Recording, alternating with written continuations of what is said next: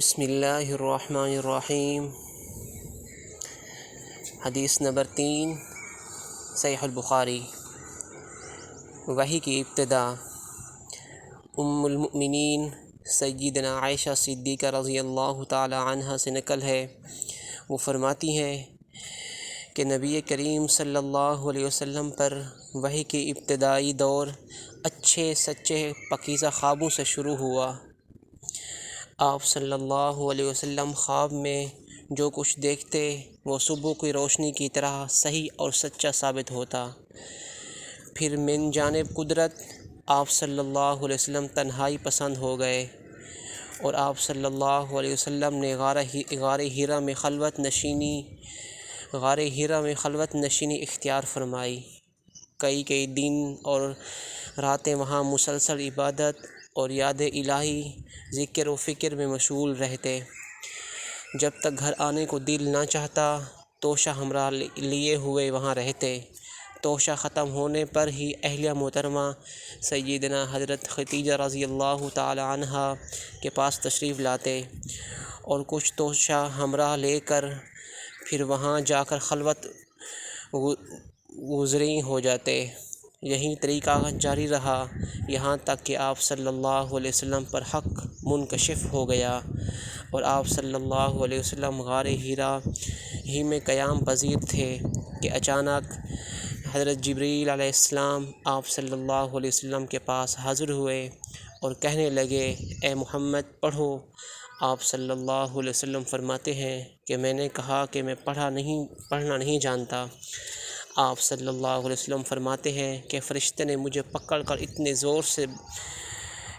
زور سے پھینچا کہ میری طاقت جواب دے گئی۔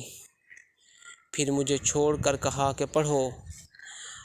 میں نے پھر وہیں جواب دیا کہ میں پڑھا ہوا نہیں ہوں۔ اس فرشتے نے مجھ کو نہایت ہی زور سے پھینچا کہ مجھ کو سخت تکلیف محسوس ہوئی۔ پھر اس نے کہا کہ پڑھ۔ میں نے کہا کہ میں پڑھا ہوا نہیں ہوں۔ فرشتے نے تیسری بار مجھ کو پکڑا، تیسری مرتبہ پھر مجھ کو پھینچا، پھر مجھے چھوڑ دیا۔ کہنے لگا کہ پڑھو اپنے رب کے نام کی مدد سے جس نے پیدا کیا اور انسان کو خون کی پھٹکی سے بنایا۔ پڑھو آپ کا رب بہت ہی مہربانیاں کرنے والا ہے۔ پس یہی آیتیں حضرت جبریل علیہ السلام نے حضرت جبریل علیہ السلام سے سن کر اس حال میں غار حرا سے واپس ہوئے کہ آپ صلی اللہ علیہ وسلم کا دل اس کے انوکھے واقعے سے کانپ رہا تھا۔ آپ صلی اللہ علیہ وسلم حضرت خدیجہ کے پاس تشریف لائے اور فرمایا کہ مجھے کمبل اڑا دو۔ لوگوں نے آپ صلی اللہ علیہ وسلم کو کمبل اڑا دیا۔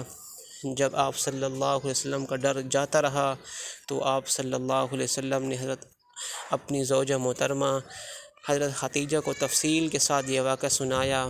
فرمانے لگے کہ مجھ کو اب اپنی جان کا خوف ہو گیا ہے۔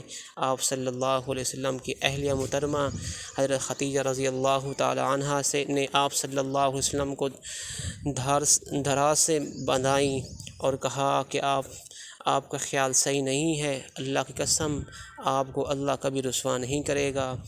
آپ تو اخلاق فاضلہ کے مالک ہیں، آپ تو کنبہ پرور ہیں، بے کسوں کا بوجھ اپنے سر پہ رکھ لیتے ہیں، مفلسوں کے لیے آپ کماتے ہیں، مہمان نوازی میں آپ بے مثال ہیں، مشکل وقت میں آپ امر حق کے ساتھ دیتے ہیں۔ ایسے اوصاف حسنہ والا انسان یوں بے وقت ذلت خواری کے موت نہیں پا سکتا۔ پھر مزید تسلی کے لیے سیدنا خدیجہ رضی اللہ تعالی عنہ آپ کو ورقہ بن نوفل کے پاس لے گئیں جو ان کے چچا زاد بھائی تھے۔ زمانہ جاہلیت میں نصرانی مذہب اختیار کر چکے تھے، عبرانی زبان کے کاتب تھے، چنانچہ انجیل کو بھی حسب منشاء خداوندی عبرانی زبان میں لکھا کرتے تھے۔ یعنی انجیل سریانی زبان میں نازل ہوئی تھی، پھر اس کا ترجمہ عبرانی زبان میں ہوا، ورقہ اس کو لکھتے تھے۔ وہ بہت بوڑھے ہو گئے تھے، یہاں تک کہ ان کی بینائی بھی رخصت ہو چکی تھی۔ حضرت خدیجہ رضی اللہ تعالی عنہ نے ان کے سامنے آپ صلی اللہ علیہ وسلم کے حالات بیان کیے اور کہا، اے چچا زاد بھائی، اپنے بھتیجے محمد صلی اللہ علیہ وسلم کی زبانی ذرا ان کی کیفیت سن لیجئے۔ وہ بولے، بھتیجے، آپ نے جو کچھ دیکھا ہے اس کی تفصیل سناؤ۔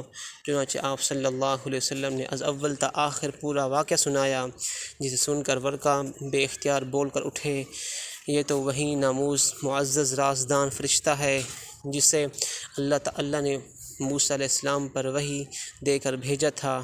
کاش میں آپ کے اس عہد نبوت کے شروع ہونے تک جوان عمر ہوتا، کاش میں اس وقت تک زندہ رہتا جب تک آپ کی قوم آپ کو اس شہر سے نکال دے گی۔ رسول اللہ صلی اللہ علیہ وسلم نے یہ سن کر تعجب سے پوچھا، کیا یہ وہ لوگ مجھ کو نکال دیں گے، حالانکہ میں تو ان میں صادق اور امین مقبول ہوں؟ ورقہ بولا، ہاں یہ سب کچھ سچ ہے، مگر جو کچھ بھی آپ کی طرف امر حق لے کر آیا، لوگ آپ کے دشمن ہو گئے ہیں۔ اگر مجھے آپ کی نبوت کا وہ زمانہ مل جائے تو میں آپ کی پوری مدد کروں گا۔ مگر ورقہ کچھ دنوں بعد انتقال کر گئے، پھر کچھ عرصہ تک وحی کی آمد موقوف رہی۔